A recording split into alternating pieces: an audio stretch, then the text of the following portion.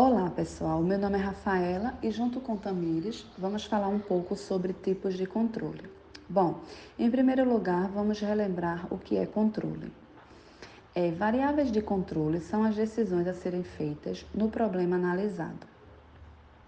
Existem dois tipos de problemas de controle: o controle de malha aberta e o controle de malha fechada. No caso do controle de malha aberta, todas as decisões são feitas com antecedência.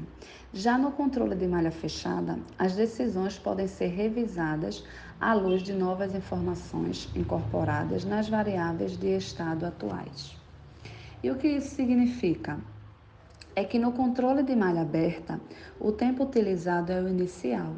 Já no controle de malha fechada, o tempo utilizado é definido ao longo da trajetória. Temos aqui alguns exemplos de tipos de controle. Exemplos de controle de malha aberta e exemplos de controle de malha fechada. Eu vou citar aqui dois exemplos domésticos, um de controle de malha aberta e outro de controle de malha fechada. Um exemplo do controle de malha aberta seria a secadora de roupas, que ocorre? O cronômetro da secadora, ele é ajustado logo no começo do processo para definir quanto tempo a roupa ficará secando. Um exemplo de controle de malha fechadas, um exemplo doméstico no caso, né? Seriam os sistemas de aquecimento doméstico, que ocorre que o termostato liga o forno para aquecer a casa se a temperatura ambiente estiver muito baixa e desliga se a temperatura ambiente estiver muito alta. Ou seja, a temperatura do ambiente muda ao longo do tempo, fazendo com que o sistema de aquecimento vá se regulando ao longo do tempo. Exemplos econômicos de controle são os estabilizadores automáticos. Aqui no slide, nós temos o exemplo do seguro-desemprego e do imposto de renda progressivo. Ambos se caracterizam como controles de malha fechada. Por quê? Porque as decisões acerca desses programas são tomadas ao longo do tempo, a depender da situação econômica em que o país se encontra. Então, as regras que regem esses programas não são fixas no tempo, elas podem mudar. Então, isso é uma característica do controle de malha fechada.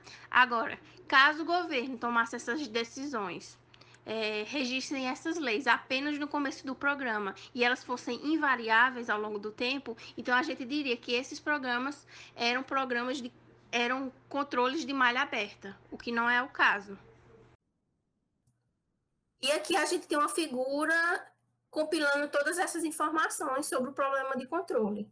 Então, essa área que eu coloquei de vermelho, que é representado por um círculo, elas representam as funções que são usadas no nosso problema. Nós temos a função objetivo, que é o que a gente deseja maximizar, o estado inicial, o tempo, as equações de movimento e o conjunto de controle. Isso são todas as informações iniciais que a gente precisa, são todos os dados que a gente precisa para poder resolver o nosso problema.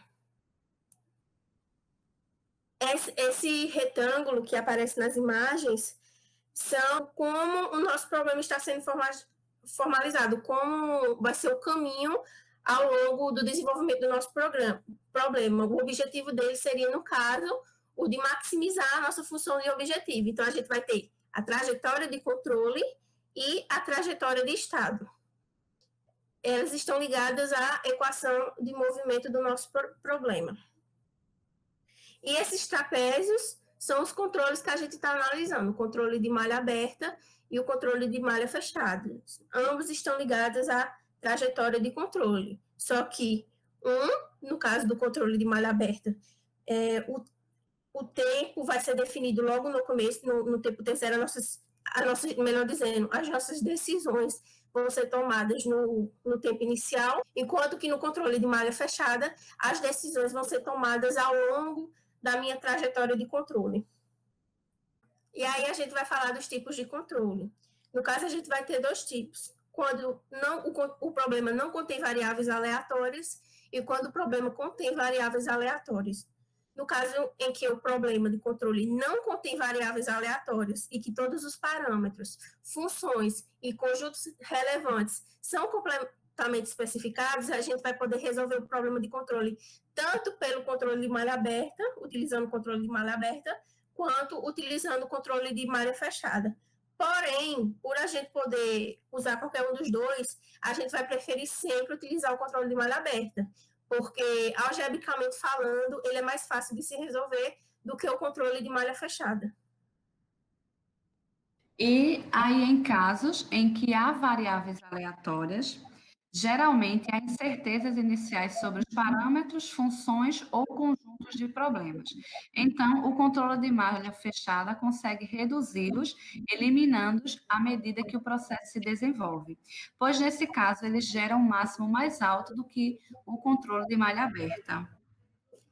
Então, só para complementar aqui o que Rafaela falou, no caso em que há variáveis aleatórias, como, por exemplo, nas políticas do governo, que eu já havia falado, existem muitas outras variáveis que estão interferindo naquilo. Então, a melhor maneira de se resolver esse problema, nesse caso, é o controle de malha fechada.